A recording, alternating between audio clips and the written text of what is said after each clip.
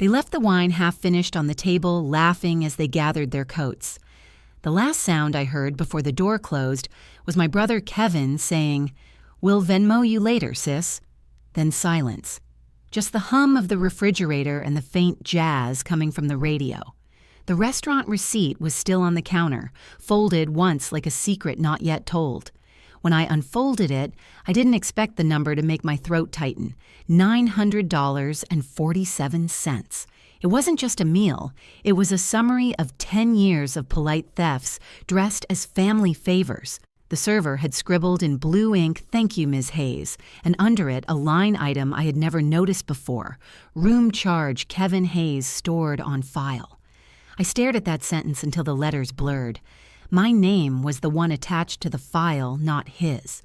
It wasn't the first time, but it was the first time I had proof. For years, I had been the quiet accountant of everyone else's joy, paying deposits, picking up tabs, keeping family dinners running like unpaid payroll. The small jokes, "You're the organized one."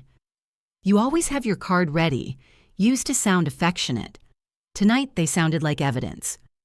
I wiped the wine glasses one by one as if polishing the fingerprints off my own compliance. The house smelled of rosemary and guilt. The turkey bones were still in the pan. I thought of every time Kevin had said, "You're lucky you don't have kids," as he handed me another check I would never see returned. I thought of Amber's new coat, the one she swore was on sale, and I thought of Dad, who always said family doesn't split receipts. Maybe that was true when family didn't use your name as their credit line. I slid the receipt into my folder. Old habit. I have a drawer full of them. At first, I saved them for budgeting. Then I started saving them for memory. Now I realized I had been building a case. The number 947 wasn't random. It was the final straw disguised as arithmetic. Beneath the printed lines, there was a message my brother never said aloud. "You'll pay, because you always do." I closed the drawer, sat down at the table, and listened to the quiet. The kind of quiet that comes after you decide something irreversible. 10 years of patience had matured into something colder. Not anger exactly, but precision. I opened my laptop and checked my statements. Charges I didn't recognize scrolled down the screen. Small, neat betrayals perfectly itemized. Park Ave Bistro. Lakeside Lodge. I clicked print. The printer coughed out the first sheet, then the next, until a small stack formed on the table like paper witnesses. Each page had my name, their comfort, my silence. I stamped the top one in red ink, the kind I used for work files, Exhibit A. The click of the stamp echoed through the kitchen louder than it should have. Maybe revenge begins like that, not with shouting, but with documentation. I looked at the total again. $900, 47 cents. The cents felt mocking, as if even the universe wanted to remind me of every unpaid favor down to the penny. I thought about calling Dad, telling him the truth, but he would probably sigh and say, "Kevin means well," meaning well doesn't pay interest, meaning well doesn't fix a balance sheet that's been bleeding for a decade. I poured myself a glass of cold water, watched the condensation slide down the glass, and realized how calm I felt. Not rage, not hurt, just resolve measured like currency. For years I had believed that silence was grace.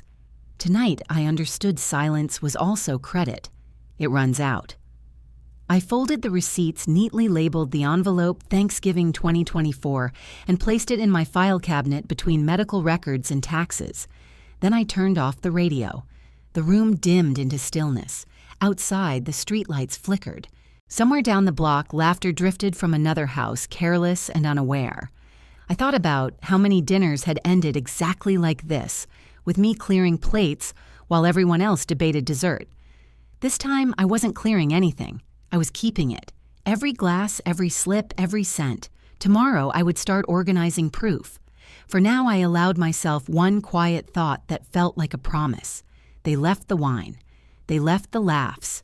They left the bill. Not until now did I count the cost. I tucked the final receipt into the folder, pressed it flat, and whispered to the empty room, I learned to keep receipts for the people who erase theirs. If you've ever been paid back with nothing but promises, stay. Between 2013 and 2023, my life became a quiet balance sheet of generosity. It started with small things that looked like kindness. Kevin would say, "You're so reliable, Maggie. You always save the day." And I believed him. I thought reliability was love measured in receipts. In 2013, I covered the first family vacation deposit because his card declined by mistake. The next year, it was Mom's birthday dinner. Then Thanksgiving 2016, when the restaurant bill came to $382, and Kevin's wallet conveniently stayed in the car. Everyone laughed when he patted his pockets. "I'll grab it next time," he said. There was never a next time. I told myself it was fine. Families help each other, but families also keep score even when they pretend not to. By Mother's Day, 2018, the pattern had shape. I was the invisible sponsor of every shared meal, every little emergency. The thank yous were casual, like tips left on a table. "You're just more organized," Amber would say, sipping her wine while I signed the check. Organization had become my curse. I didn't know that keeping everything in order meant keeping everyone else comfortable. My savings thinned quietly, disguised as family tradition. When I bought a new winter coat in 2019, I paid it off in 3 installments because I had already spent that month's cushion on Kevin's electric bill. He told me later he had forgotten to mention a raise he'd gotten that same month. I laughed at the irony, but that laugh came out cracked. The first real warning arrived that summer when my credit card company called about a charge at Parkov Bistro for $72. I hadn't been there in months. The name on the transaction was familiar, though. Kevin had posted a photo that week, him, Amber, and their kids at that very bistro. The caption said, "Treating family right." I remember sitting at my desk staring at the screen, feeling the kind of dizzy you get when truth finally stands up. It was almost funny if it hadn't been so expensive. I didn't confront him. I saved the statement, highlighted the charge, and filed it away. Evidence doesn't shout, it waits. Over the next few years, the thefts multiplied like interest. Kids' toys, $64 in 2021, also under my name. A hardware store purchase that matched Kevin's new backyard project. Each charge was a fingerprint on my patience. I began noticing small changes in myself. I started asking for itemized receipts at every restaurant, a habit that made servers nod approvingly but made family dinners tense. I stopped laughing at Kevin's jokes about Maggie the banker. It wasn't funny anymore when the banker was broke. In 2020, during the pandemic, things tightened for everyone. I took out a small credit card loan to cover Mom's medication and the utilities Kevin promised to split later. The interest was 18%. He never paid his half, and I carried the balance like an unpaid apology. The irony was that I was still the dependable one. People like me don't explode. We calculate. The debt crept into my sleep, the quiet anxiety of someone whose kindness has turned into collateral. I remember one evening when Kevin called frantic about a car repair bill. "Just a few hundred, I'll send it back next week," he said. The next day, I saw a photo of Amber holding a new designer purse. Same week, same price. It almost made me laugh. Almost. But I didn't cry either. I noted the date, the amount, and saved the image. By then, my desktop had a folder titled Family Expenses. It was both a joke and a confession. I would open it sometimes just to remind myself that my memory was still sharp, even if my boundaries weren't. Thanksgiving, 2016, Mother's Day, 2018, Park Ave Bistro, 2019, Kids' Toys, 2021, the car repair that wasn't 2022, a timeline of small betrayals written in ink. There were moments of absurdity that would make good sitcom material if they weren't my life, like the Christmas dinner when Kevin toasted to the family accountant while I was quietly calculating whether my next paycheck would cover the interest fees. Or the day Amber told me she'd lost a gift card I bought her only for me to see her use it at a boutique 2 towns over. I didn't call her out. I just took a screenshot. I started saving everything, receipts, statements, screenshots, even text messages. My filing cabinet became a silent witness, each folder labeled like a chapter. Sometimes I'd open them just to test if I was overreacting, but the numbers were never wrong. I worked 40 hours a week as an office administrator at a small insurance agency in Albany, living modestly, never late on bills. Yet somehow my account never grew. Every time I thought I had a little extra, someone else's need appeared. Family always came first, until I realized I wasn't family. I was a funding source. One evening in 2022, Dad mentioned how proud he was that Kevin always takes care of things. I wanted to laugh. Kevin had never paid a utility bill on time in his life, but I just nodded, feeling that familiar ache in my chest. Dad believed what he saw, and what he saw was what Kevin performed. I was tired of being the stagehand.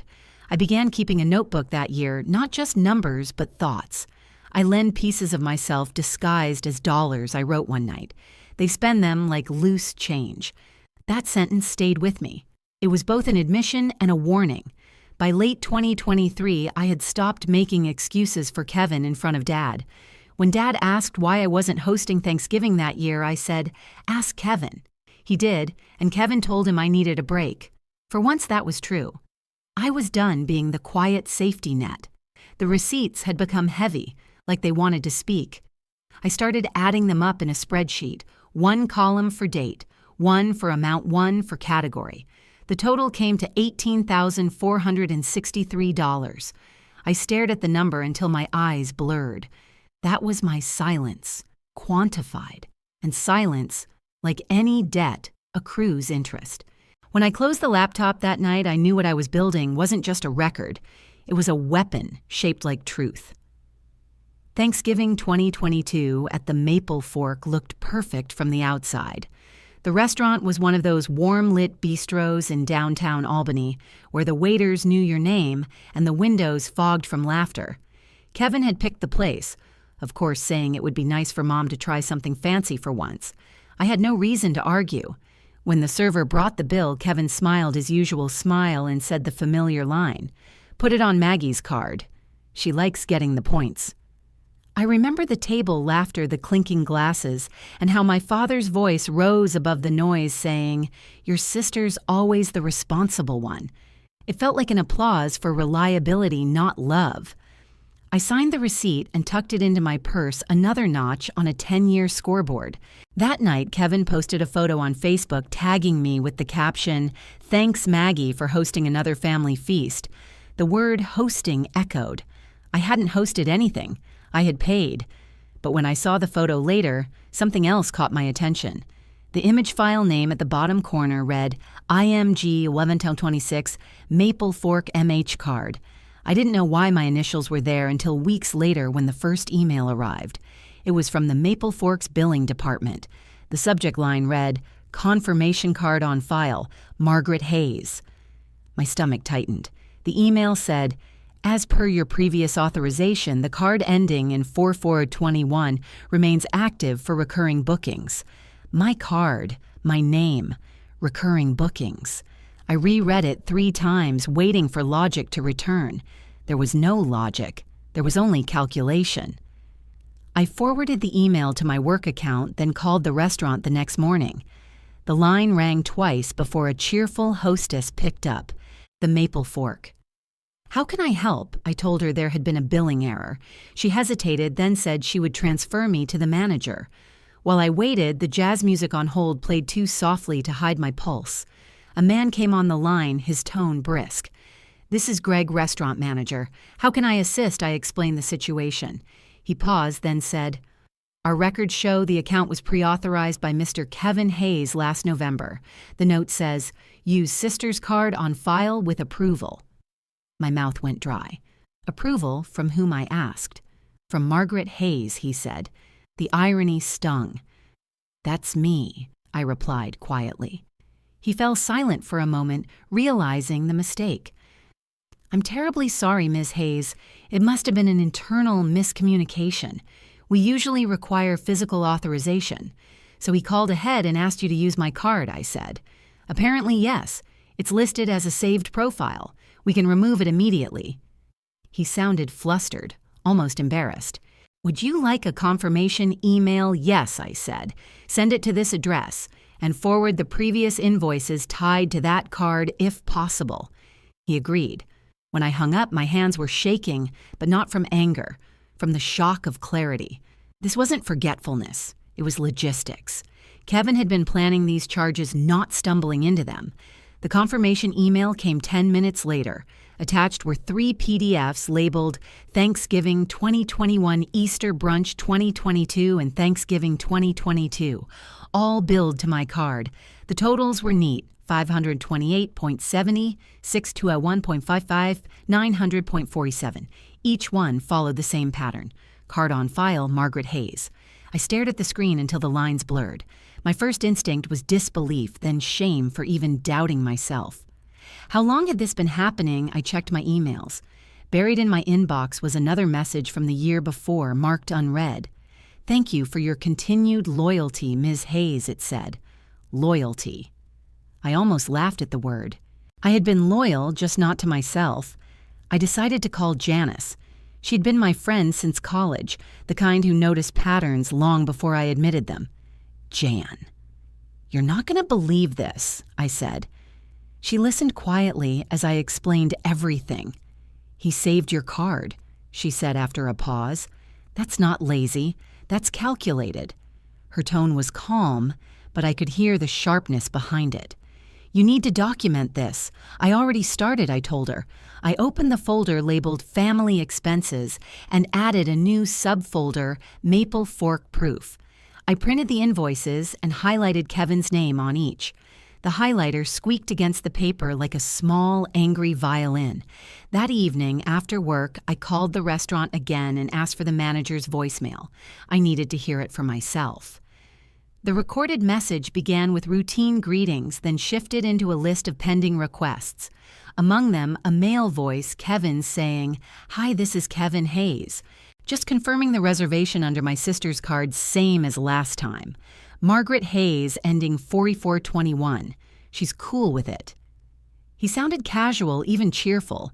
It was a tone of entitlement so smooth it could have been charm. I played the message again. The last line echoed like a confession. "She's cool with it." I wasn't cool with it. I saved the recording on a flash drive labeled Exhibit B. When I told Janice later, she exhaled slowly. "You know what that means, right? That he used my card without permission. That he planned it?" she said. "He's been scripting this whole thing."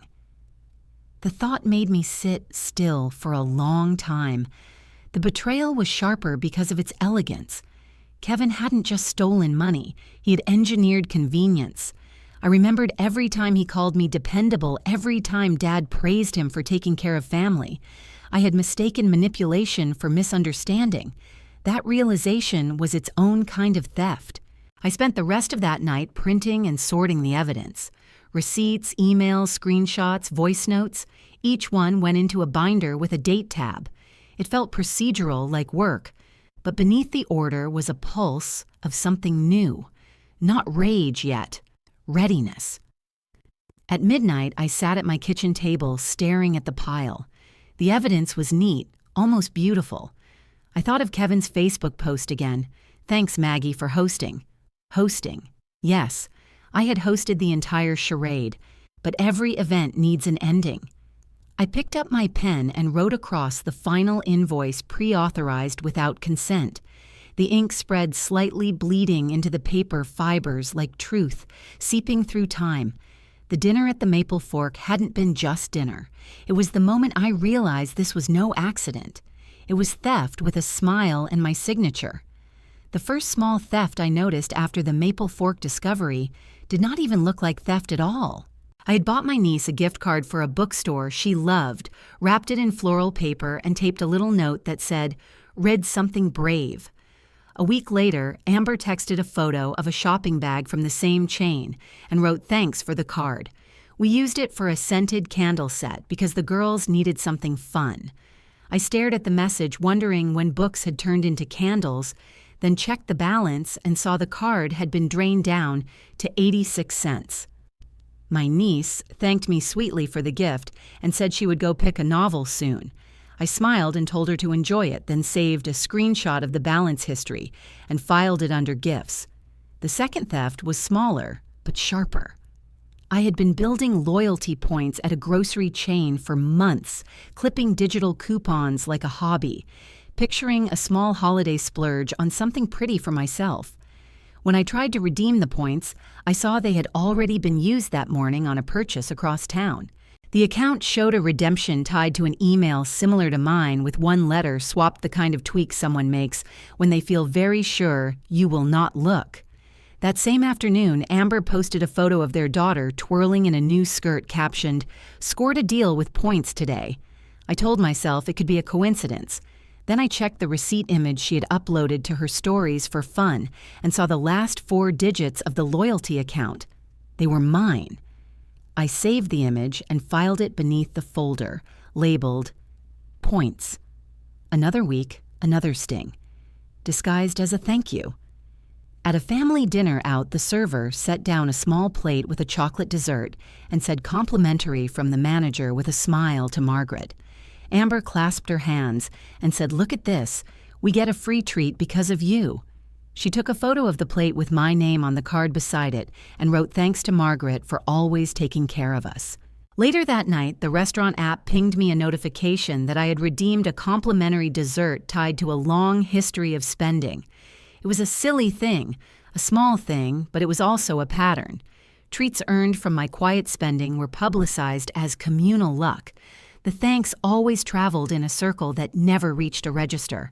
I filed the screenshot under complimentary. The humiliations were not all digital. At a birthday lunch for Dad, Kevin ordered appetizers as if he were narrating a cooking show. He spoke over the server and waved his hand when prices were mentioned. When the bill came, he leaned back and announced like it was part of a tradition, "Margaret will handle it. She likes the points." The table laughed. Dad lifted his glass and said to family, I signed while the laughter rolled over me like warm air. On the drive home, I could not shake the feeling that something else about the meal had been off. 2 days later, the restaurant manager emailed to confirm a store credit had been applied to that lunch under the account of Margaret Hayes from a previous overcharge. I had not asked for a credit. Apparently, a reservation the month before was charged twice by mistake, and they had credited my profile. Kevin had used that credit without a word. He had even posted a group chat meme that evening, a silly picture of a credit card with the caption, "When your sister is the store credit fairy." The friends responded with laughing faces. I did not write back. I downloaded the image and added it to a folder named Humor. By now, the folders had become a private museum. Gifts, points, complimentary, credit. Each drawer slide sounded a little louder. I kept telling myself that the amounts were small, the incidents petty, and that calling them out would make me look petty too. But justice is not petty when it is cumulative. It grows one receipt at a time. I started a separate spreadsheet for these small embarrassments because I knew that a judge, or even a reasonable person, might not be moved by a single dessert or a $10 point redemption, but a pattern is a language.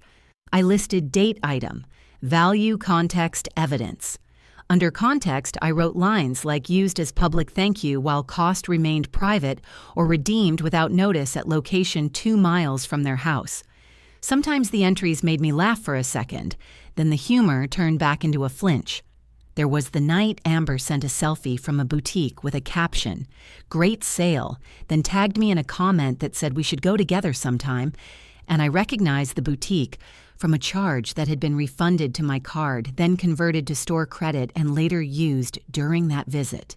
There was the grocery run where Kevin asked if I could put his items on my account for the gas discount, promising he would hand me cash in the parking lot, then pivoted to a phone call and drove off with a thumbs up and a honk. I wrote down the retail value of each case, and the note cash promised, none delivered. I did not confront. I documented. That was the mini revenge that kept me steady. Every time a small theft tried to make itself look like a favor, I translated it into proof.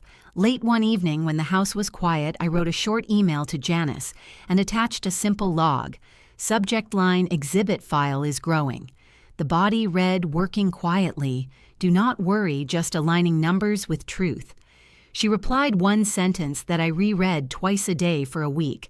Paper cuts can fell a tree. The next morning, I set up email alerts on my bank and loyalty accounts so anything tied to my name would ping me instantly. It was unnecessary and a little obsessive, but after 10 years of sleepwalking through other people's, comfort vigilance felt like a new vitamin. 2 pings came the same day. The first was a minor online purchase credited back to my card after a return. I watched the store immediately issue a new store credit to the saved profile and saw it redeemed in person within an hour. The second was a points redemption at a gas station that did not match my zip code. I took screenshots and added a short line under each entry. Credit captured, then consumed. Points redirected. While I worked, memories arranged themselves. The old jokes at my expense became headers. The compliments became sublines. You are so reliable mapped to charges that arrived like clockwork. You always have your card ready mapped to reservations made with my name. We are lucky mapped to balances that trended in one direction only. By the time I finished the log for that month, the total value of the small, embarrassing thefts reached a number that would pay my winter heating bill twice. I sat with that for a long minute. The anger I felt was not loud. It was precise. Somewhere inside, I heard the click that means a door you did not know you had finally shut. That week, Kevin sent a video in the family chat of a jokey game night with friends. On the table sat a whiteboard with fake tally marks under the title, Who Pays? Next to my name were rows of marks and a smiley face. The room in the video roared with laughter. I watched it twice and did not respond. Then I opened my spreadsheet and added one final entry for the day. Item public joke at expense of payer. Value social. Evidence video saved. Context normalization of taking. Under next action, I wrote none yet. Then I emailed Janice a single line. Exhibit file is growing. Thanksgiving 2024 began like every other year, but something in the air felt pre-written, as if the evening already knew it would end in numbers. The house smelled of butter and rosemary. I had roasted 2 turkeys, one for tradition and one for peace. Amber brought her favorite Chardonnay, the one she always claimed paired perfectly with my mashed potatoes, and Kevin arrived with the same grin he wore every holiday, the grin that always looked a little too practiced.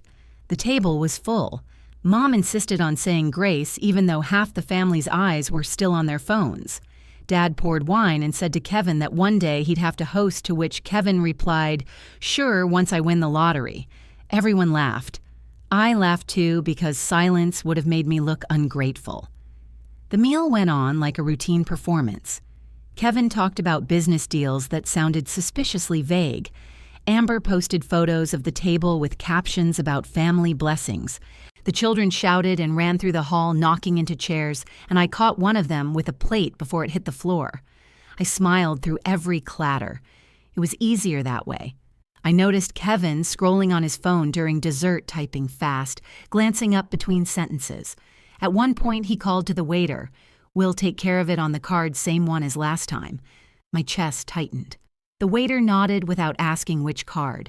When the bill came, the total glared up at me like a confession, $900.47. The wine alone was $150. I watched as Kevin lifted the folder, peeked inside, and said casually, "I'll Venmo you later." Then he slid it toward me. The words were so ordinary they almost sounded polite. I picked up the pen, wrote my name, and handed it back without a word. Dad raised his glass again and said, "To family." My signature was still wet. The laughter rose around me, easy and familiar, but it hit my ears like static. I folded the receipt twice and slipped it into my purse. It made a crisp sound, sharp as a blade being sheathed. I knew I would not throw it away. When dinner ended, Amber hugged me and said, "You always make it perfect, Margaret. We don't know how you do it." I smiled because I had to. Outside, the night was cold, and the sky looked washed of color. I watched their car taillights disappear and went back inside. The dining room smelled of sugar and exhaustion. I poured myself the last inch of wine from Amber's bottle and sat down. The receipt lay on the table beside my glass, a thin white witness. I unfolded it and ran my finger down the list of charges, reading each item as if it were a verse in a prayer I no longer believed in. Each line had meaning now. Maple fork dinner, service charge, wine bottle, card on file, Margaret Hayes. I stared at the numbers until they blurred into one sentence. This is the last time the math is polite. I whispered it out loud and the sound startled me. It wasn't anger in my voice. It was certainty. For years, I had let the arithmetic of family run in their favor, subtracting quietly, so no one else had to feel the weight. I had let politeness write checks my dignity could no longer cash. That night, something inside me closed like a book at the end of a long chapter. I gathered every dish into the sink, but didn't wash them. The house was silent except for the faint hum of the refrigerator. I looked at the stack of receipts on the counter from past gatherings. Thanksgiving 2016, Mother's Day 2018, Easter 2022. Each one had my handwriting on the tip line. Each one was a small apology for existing in a family that measured love in transactions. I laid the new one on top. The pile looked almost ceremonial. I took out my phone, opened the family group chat, and scrolled through the messages. There was Kevin's note from earlier that day. "Don't stress, Maggie's got it." A dozen laughing emojis followed from Amber and the kids. I stared at the message, then at the receipt, and felt something click. The math had been wrong for too long. The equation needed witnesses. I opened my laptop, scanned the receipt, and saved it under a new folder titled The 900 Night. Then I began copying files from other folders into it. Park Ave Bistro, 2019. Hardware Store 2020, Gift Card 2023. Each document dropped into the folder like a stone into water, making small ripples that felt like balance returning. I wasn't sure what I was building yet, but I knew it was bigger than proof. It was history rearranged into evidence. Around midnight, I walked to the window and looked at the reflection of my own face in the dark glass. For years, I had mistaken endurance for grace. I thought staying silent was strength. Now I saw it for what it was: unpaid labor. I thought about Kevin's easy voice saying, "I'll Venmo you later," and how he never would. The sentence had become a symbol for every promise that was never meant to be kept. I took a deep breath and said quietly, "Not this time." The words didn't echo. They settled. I went to the kitchen drawer, found an envelope, and slipped the receipt inside. On the front, I wrote one word: Dad. Not for pity, for proof. He had spent his whole life believing Kevin's version of family. It was time he saw mine. I placed the envelope on the counter beside my car keys. Tomorrow, I told myself, the math goes public.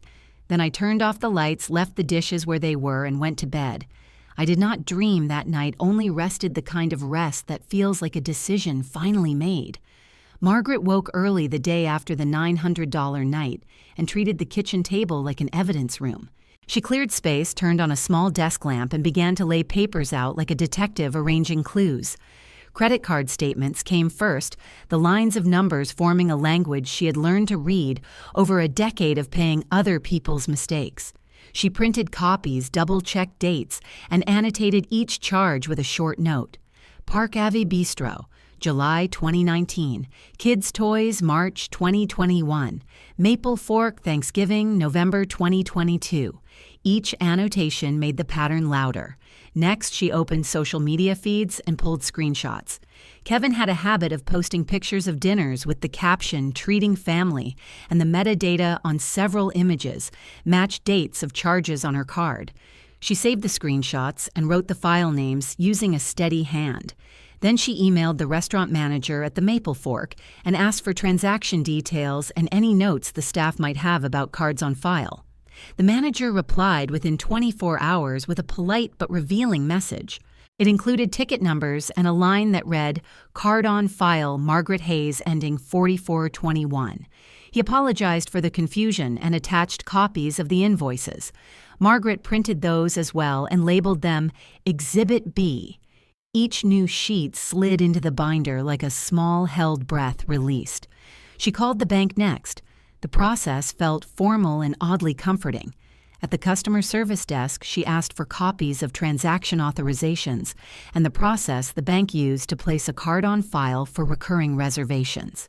The clerk explained the procedure and said that if a merchant retained card data and had the card tokenized for recurring use, there would be an authorization record. The bank required a written request and a small fee for archival retrieval. Margaret filled out the forms signed where required and paid with a debit card that was only used for bills and groceries. That minor administrative act felt like a pledge. It was the first use of banking bureaucracy in her favor. The bank called back in 3 days with transaction authorization slips and notes showing phone authorizations. The paperwork had a number at the top and a timestamp. On one slip, she found a notation that matched the voice recording she had requested from the Maple Fork. The manager confirmed there was a pre-authorization note placed at Kevin's request. The evidence was thin alone and thick together. Janet called Janice that evening and explained the next steps. Janice, practical and organized, arrived with a legal pad and a thermos of coffee. They sat for hours drafting a timeline. They began at 2013 and worked forward listing each incident date vendor amount and any corroborating screenshot or email. They calculated conservative totals, ignoring any charges that might be ambiguous. The final number they wrote on the top of the page was $18,463. Seeing the total made the work suddenly tangible. The figure was not just money. It was 10 years of small erasures turned into an accounting of harm. Janice suggested Margaret consider small claims court for part of the amount and a demand letter for the rest. Margaret liked the idea of an incremental legal approach. It was measured public and proportional. They drafted a demand letter together, politely stating the facts and requesting repayment within 30 days. They included copies of the strongest exhibits and a clear breakdown of the amounts. Janice would act as a witness to the collection process. They printed 2 copies, signed them, and left 1 envelope stamped and ready to mail.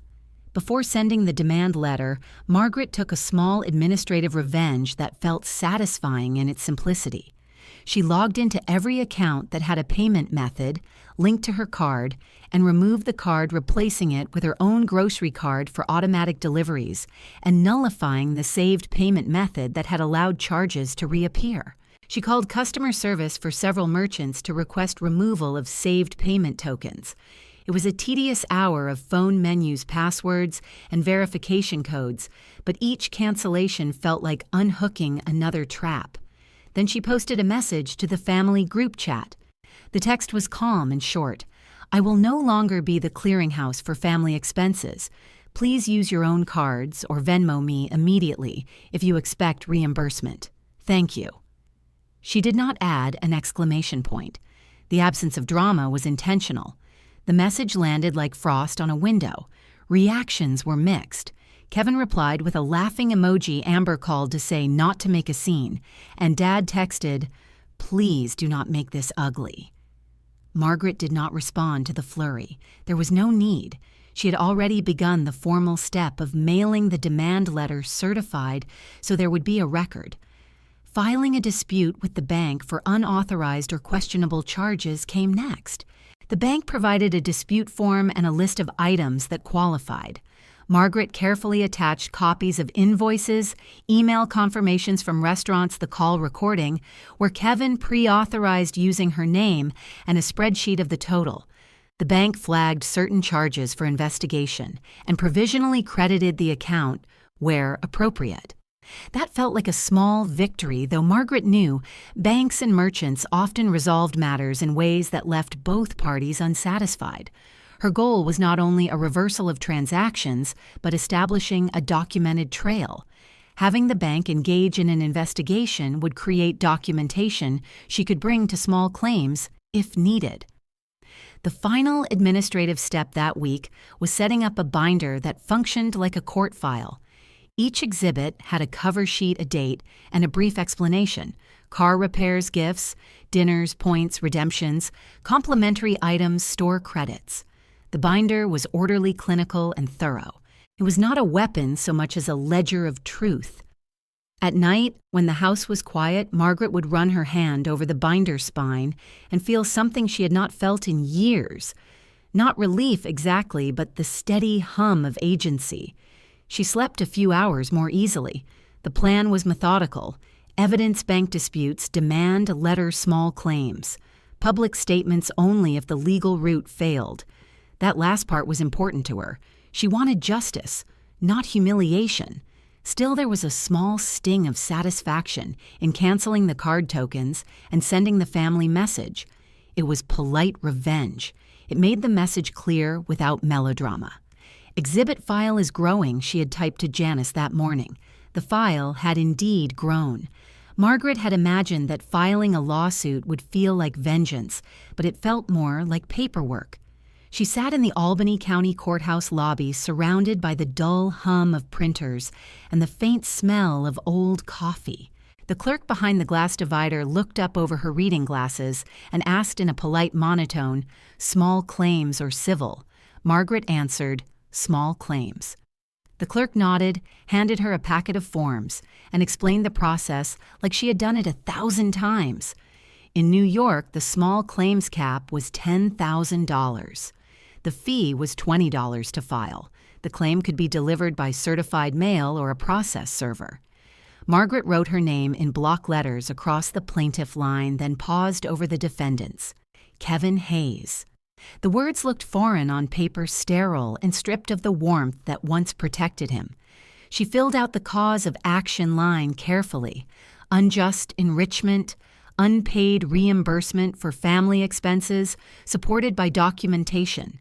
She listed the total as $10,000, even a rounded portion of what he owed, keeping the rest in reserve for moral balance. When she finished, the clerk stapled the packet and stamped it with the red seal that said "filed." The sound of the stamp hitting paper made her flinch, then exhale. Something irreversible had begun. The clerk gave her a copy and said, "You can have the court serve the notice by certified mail, or you can use a process server. If it comes back undeliverable, you'll need to handle service personally." Margaret decided immediately on the process server. She wanted proof of delivery that no one could talk around. That evening, she called a small local firm that handled service notices. The man on the phone introduced himself as Peter, cheerful and practical. "Workplace or home address?" he asked. Margaret hesitated. "Workplace," she said finally. "He works at Albany Auto Direct on Central Avenue." "No problem," Peter said. "We'll get him there. We always do."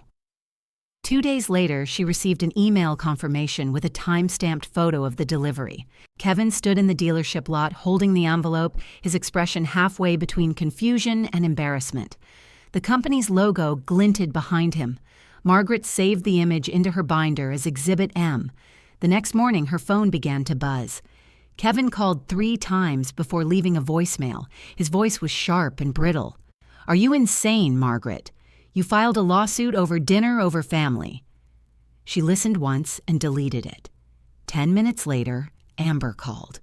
Her tone was sugar over acid. "We can talk about this, okay? This doesn't have to be public. You're making a mountain out of nothing. We all share expenses," Margaret replied evenly. "Then sharing means paying."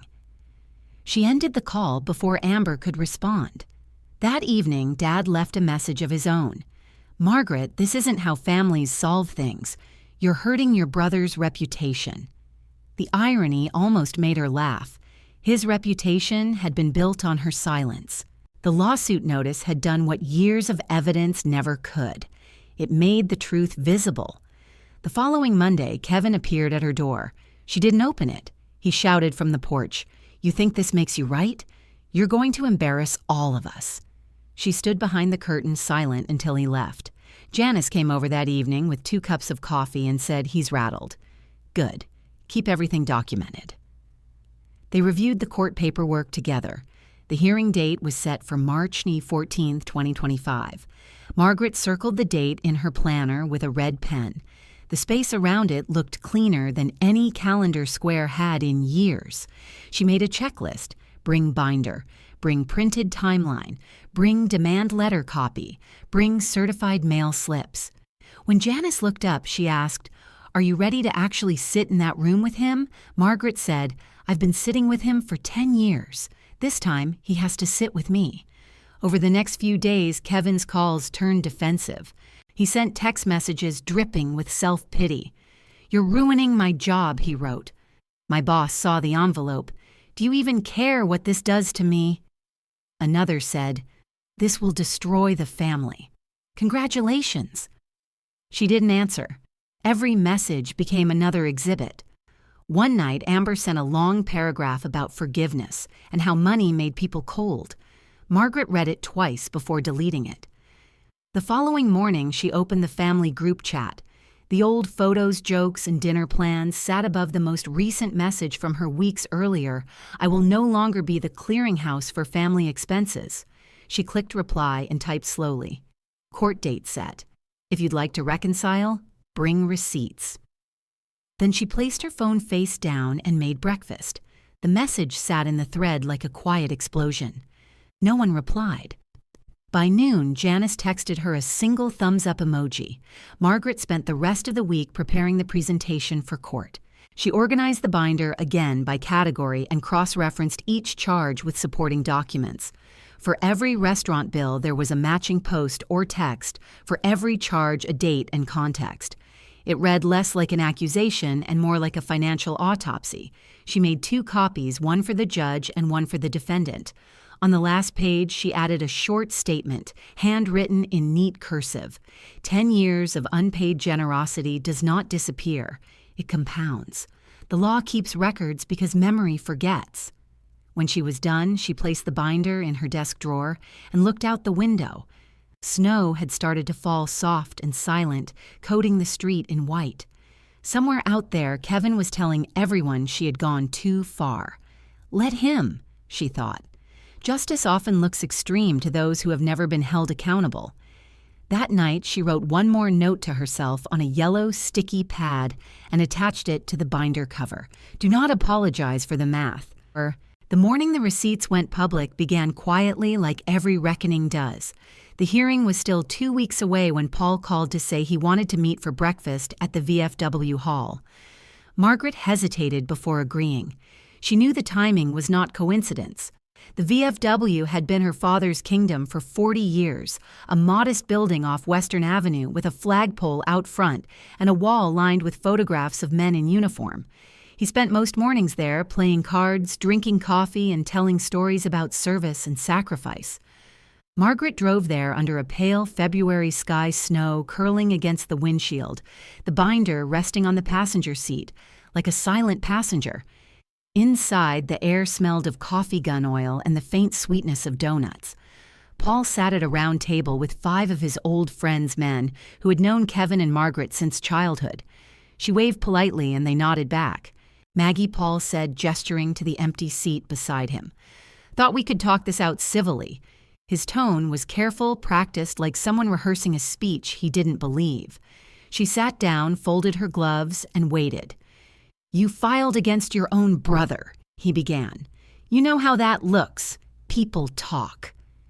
Margaret kept her voice level. "They can talk," she said. "The math will still be true." One of the men at the table, Charlie, looked uneasy and reached for his coffee. Before Paul could respond, another man entered the hall carrying a stack of envelopes. He was the post commander distributing mail to the members. When he reached Paul, he handed over a thick white envelope with a court seal. "Certified mail," he said. Paul frowned, tearing it open with his pocket knife. Margaret recognized the envelope instantly. It was the duplicate copy of the exhibits she had mailed to him 2 days earlier, a courtesy she had hoped would stay private. But as he unfolded the packet, the thin paper slipped from his hand. Receipts fluttered across the table like startled birds, landing on the floor around the men's boots. For a moment, no one moved. Then Charlie bent down to help and froze his eyes, scanning the print. "Paul," he murmured, "these are restaurant bills, and they're all in your daughter's name." Another man picked one up and read aloud without meaning to. "Maple Fork, $900, paid by Margaret Hayes, card on file." The silence that followed was heavy, broken only by the clink of a coffee cup. Paul's face went pale. "Give those back," he said sharply, but the damage was done. A third man whispered, "That's Kevin's handwriting on the note line. The papers passed from hand to hand before anyone could stop it. No one meant harm, but curiosity moves faster than manners. Margaret sat perfectly still, her heartbeat loud in her ears. The moment stretched until someone cleared his throat and said softly, "Looks like she's been footing the bill for years." The words echoed off the wood-paneled walls. By the time she gathered the receipts and slid them back into the envelope, the story had already left the room. The VFW was a small world, and news there traveled faster than wind. Margaret drove home in silence, knowing the whispers would beat her to the next town over. By evening, Kevin called. His voice was low and furious. "You gave Dad the receipts. They were all over the hall. Do you have any idea what you've done?" Margaret didn't raise her tone. "I mailed them for transparency. If people saw them, maybe it's because you never kept them private." "You humiliated me," he said.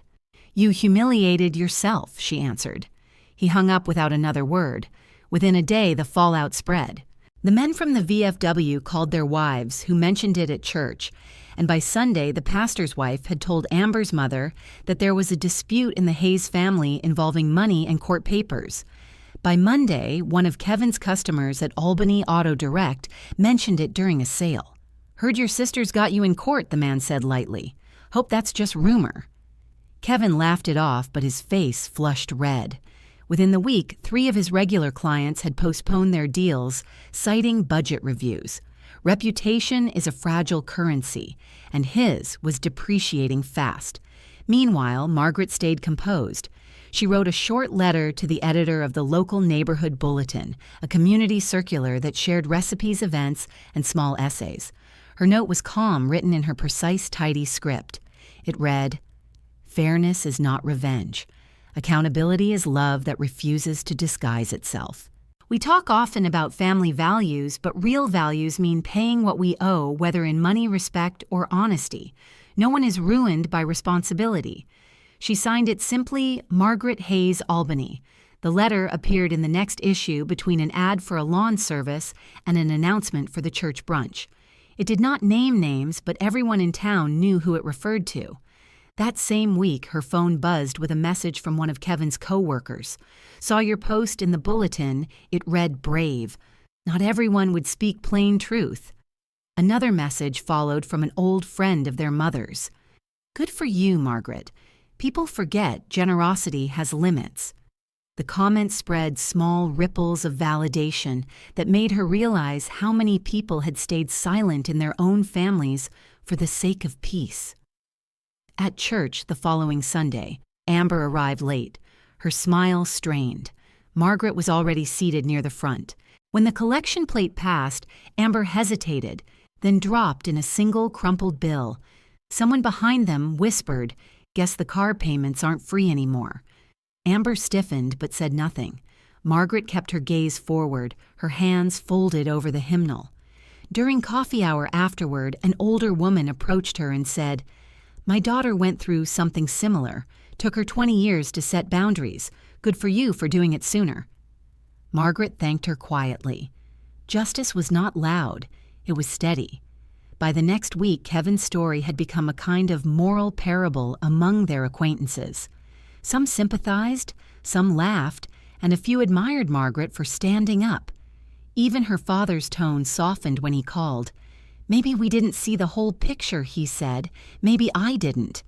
"You saw what you wanted," Margaret replied gently. "Now you've seen the rest." There was no anger left in her voice, only fatigue.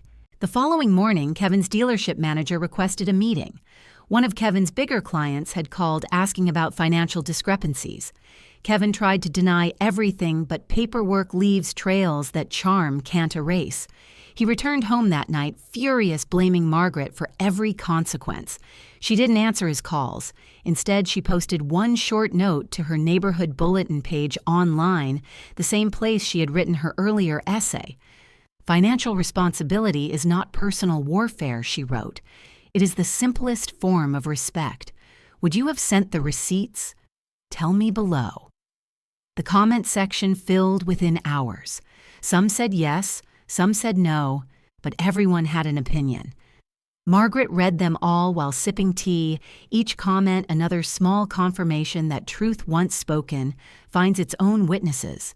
The courthouse smelled faintly of disinfectant and old paper. Margaret sat on the wooden bench outside room 3A, her binder on her lap, her gloves folded neatly on top. Around her, other plaintiffs whispered to lawyers or scrolled through their phones. Kevin arrived 10 minutes late, his tie crooked, his confidence dulled. Amber trailed behind him in a coat too bright for the winter morning, her expression caught somewhere between irritation and fear. When the clerk called their names, Margaret stood first. Inside the courtroom, the judge sat behind a heavy oak desk, glasses perched low, the seal of New York mounted on the wall. The atmosphere was quiet, procedural, almost mundane, yet it carried the gravity of 10 years of unspoken debt. The judge began by asking both parties to confirm their names. Margaret Hayes, plaintiff, she said clearly. Kevin Hayes, defendant, he mumbled. The judge looked down at the file. This case concerns an alleged pattern of unpaid reimbursements and unauthorized use of funds between family members, he read aloud. Ms. Hayes, you may proceed. Margaret opened the binder with deliberate calm. The sound of the metal ring snapping open echoed across the room. She handed the judge the first section labeled Exhibits A through F. These are transaction statements from my bank and credit card covering the past 10 years, she said. Each charge is documented with matching evidence, social media posts, text confirmations or receipts indicating the expenses were incurred by Mr. Hayes. The judge nodded, flipping through the pages. These are quite organized, he said. Margaret continued. Exhibit G is an email from the Maple Fork restaurant confirming that my card was saved on file under Mr. Hayes' name without my consent. Exhibit H contains screenshots of public posts where Mr. Hayes referenced the same meals and events. She paused. The total amount in question is approximately $18,300. I'm only claiming $10,000, which is the small claims limit. Kevin shifted in his chair. She's exaggerating, he said quickly. Those were family dinners. I always meant to pay her back. The judge raised an eyebrow. Did you? Kevin hesitated. Not yet, but it wasn't theft. It was family. Family doesn't erase math, Margaret said softly. The judge leaned back, looking between them. Do you dispute that these charges exist? Kevin's jaw tightened. No, but she said I could pay later. Do you have proof of that arrangement? No, Your Honor.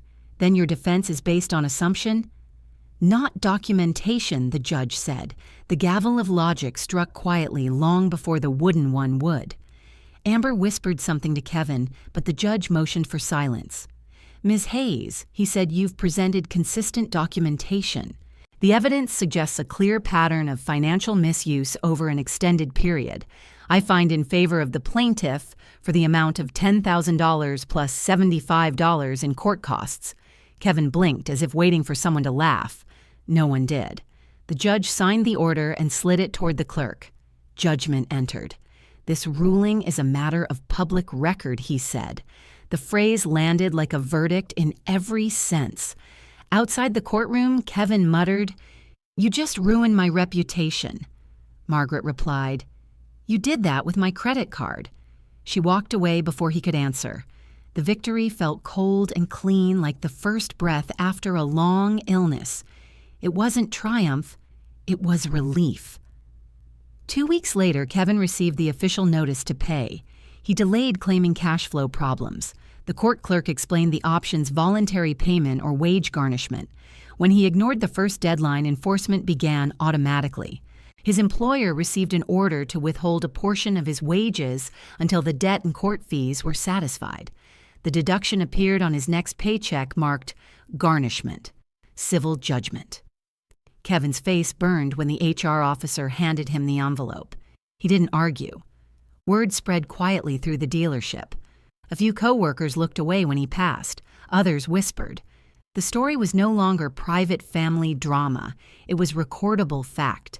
Around the same time, one of Kevin's biggest clients, a local logistics company, reviewed its contracts and decided to pause an upcoming vehicle order.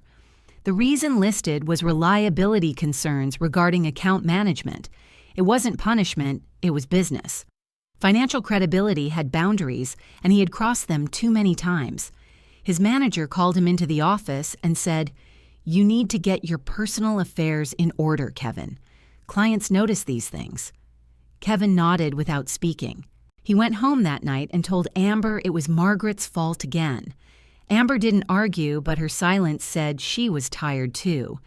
In their circle of friends, invitations started thinning. The mothers at the church group stopped, including Amber, in planning brunches. Someone had joked that she must have the best desserts in town considering how often they were complimentary. She laughed awkwardly, pretending not to understand, but the damage had spread beyond repair. Margaret, meanwhile, kept her world small and peaceful. She paid off her remaining credit balance, framed the court judgment, and stored it inside her filing cabinet, labeled legal affairs. When Janice came over to celebrate, she brought a small lemon cake and 2 cups of coffee. "Justice served," Janice said with a smile. At retail price, Margaret replied, and they both laughed.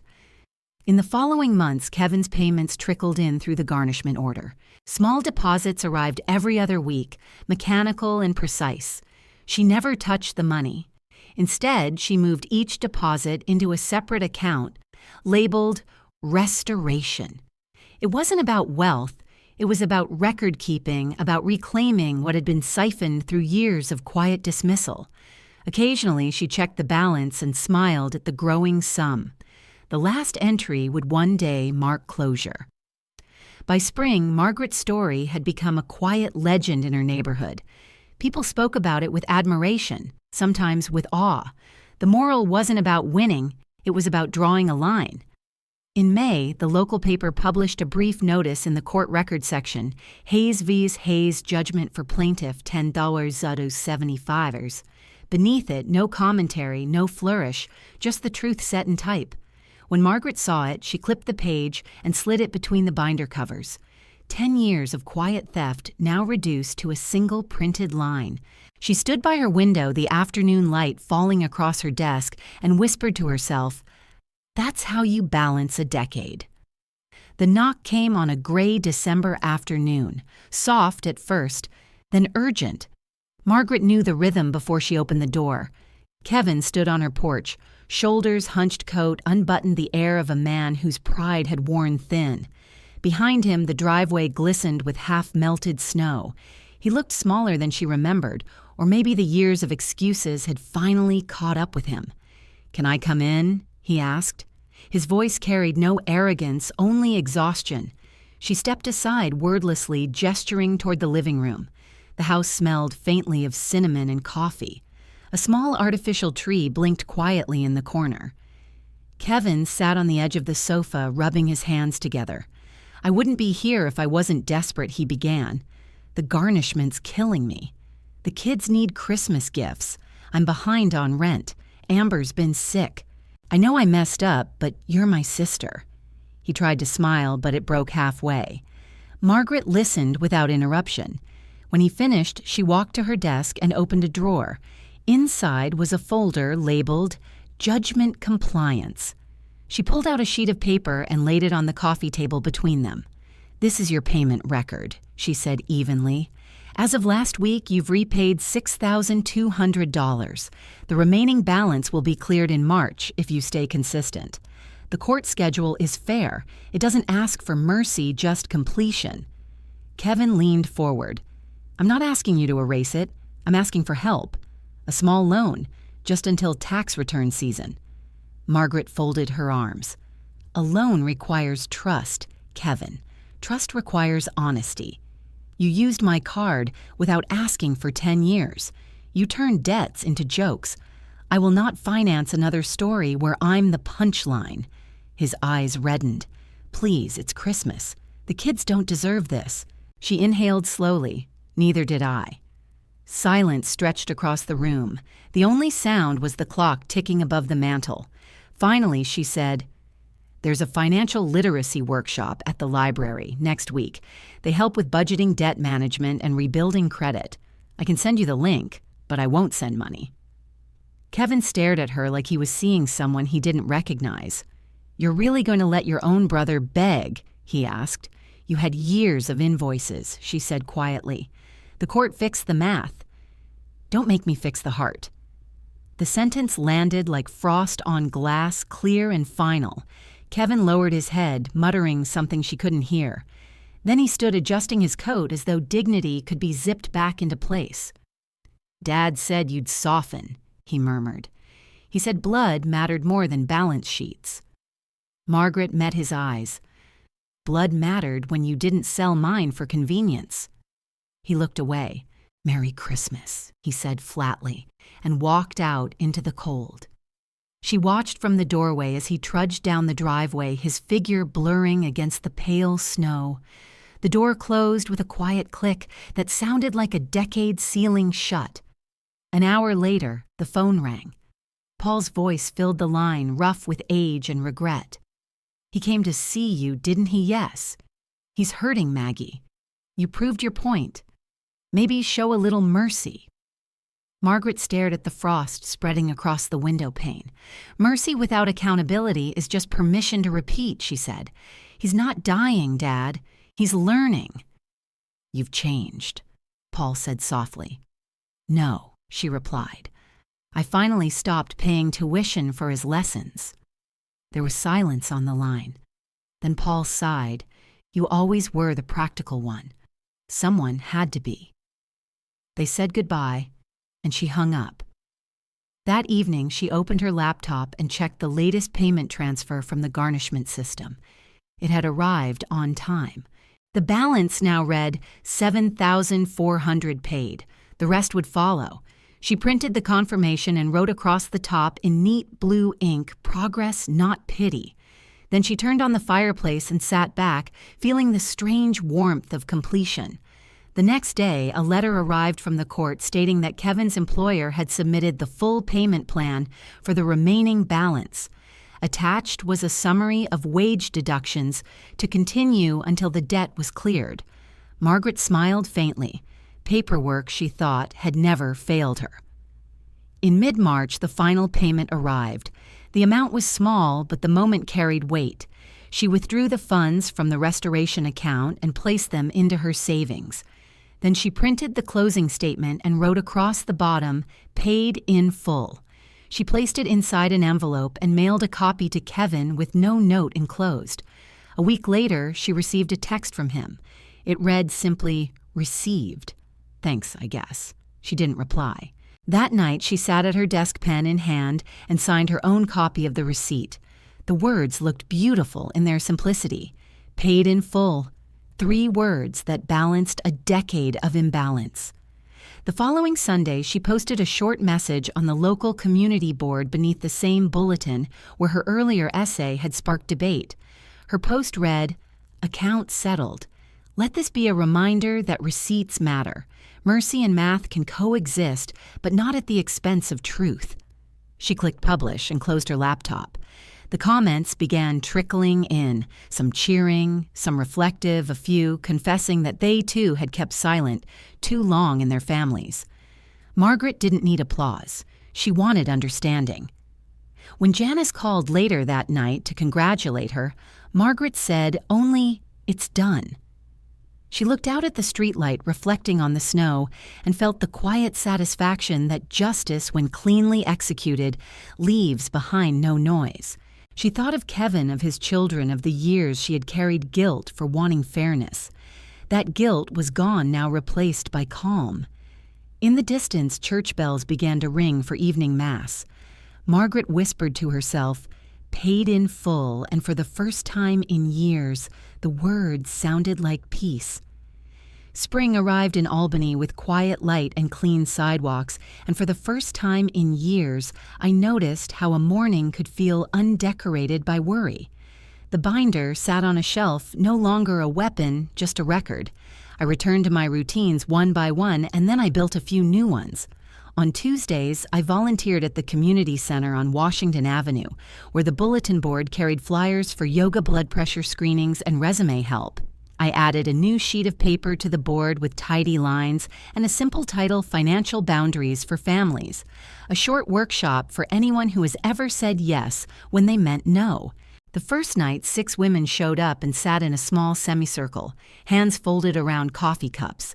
They were nurses, secretaries, a retired librarian, even one woman who ran a bakery from her kitchen. We began with stories, not numbers. A woman named Claire whispered that her son never repaid her for his insurance, and that she felt guilty for asking. I drew a simple chart on a whiteboard and wrote 3 sentences above it. You are not a bank. Your love is not a credit plan. Your boundaries are not a betrayal. We talked about language that keeps people stuck, words like always and should and family. Then we practiced phrases that are short and clear. I cannot pay for that. Please bring cash. Here is the receipt. When I ended the hour, a pair of hands found mine and squeezed. Thank you, the baker said. I thought I was the only one. The following week, the circle doubled. People had told friends and sisters and co-workers. We moved from stories into simple tools. We created budgets that included a line called generosity cap because generosity without a limit turns into a tax. We practiced the art of proof not as a threat, but as a kindness to memory. Bring a notebook, I told them. Write dates and amounts. Put truth on paper so you do not have to carry it in your chest. After class, one woman stayed behind and whispered that her brother had borrowed cash for 8 months. She had nothing to show for it except a knot in her stomach. She left with a template for a demand letter and the courage to send it. On a soft Saturday in May, Dad asked me to come by the VFW hall. I braced myself, then went. The room looked the same as always, wood paneling and framed flags, sunlight slanting through high windows. Paul stood near the front with Charlie and 2 other men. He cleared his throat and addressed the room in his old, formal voice. I owe my daughter an apology, he said, for not seeing what she carried, for assuming that quiet meant agreement. He lifted a small wooden plaque no bigger than a book and handed it to me. The letters were clumsy but careful, for fairness and family truth. The room gave a gentle round of claps. Paul looked smaller and truer to me than he had in years. Later, he leaned close and said I should have asked for the receipts sooner. I said I should have shared them sooner. We laughed a little, not because it was funny, but because it was human to use a small laugh to seal a new understanding. Kevin did not attend that morning, and most days he kept to himself. He was still employed at the dealership, though he no longer preened about his numbers. Real consequences had narrowed his posture. We were polite when we crossed paths. He kept paying his bills on time and made a show of tapping his own card at counters. I watched once from across the street as he held a door open for a customer and felt a thin thread of relief. Not pride, not yet, but relief that the lesson had landed where it needed to. Amber moved more quietly in the social circles she liked to orbit. Invitations had slowed, and she seemed to understand that charm disguised as entitlement loses its shine. One afternoon she sent a card that said only, "We are trying." I placed it in a drawer and wished her well in silence. The family chat revived in a quieter form. Photos of grandchildren recipes, weather warnings, the ordinary traffic of a life. The jokes about who pays never returned. Sometimes absence is the truest apology. In June, the community paper ran a short profile on the workshop at the center.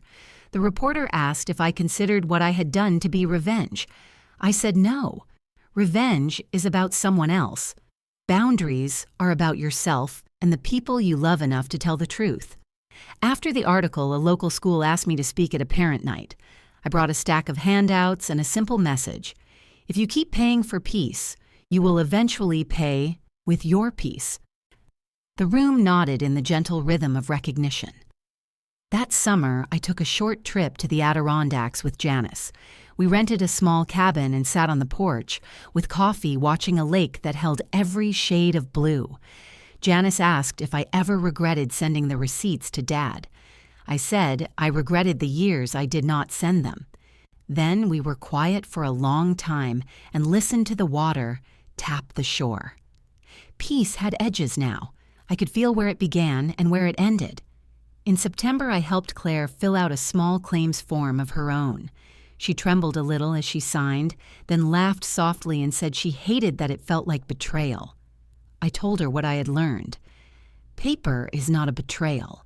Paper is a mirror.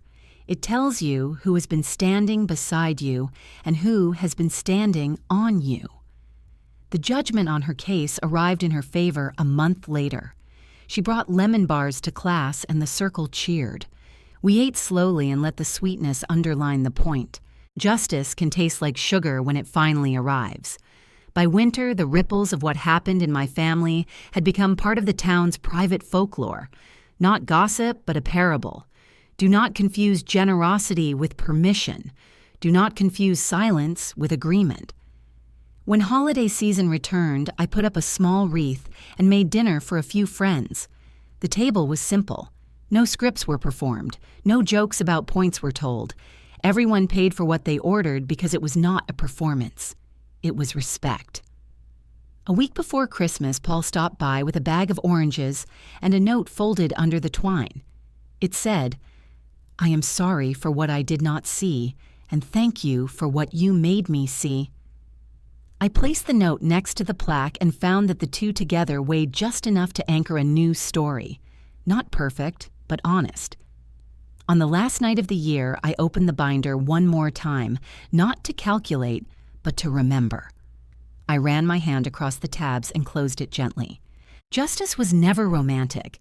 It was receipts stapled together, stamped and served. If you have ever had to line up the receipts to get your life back, share one line below. I read every comment.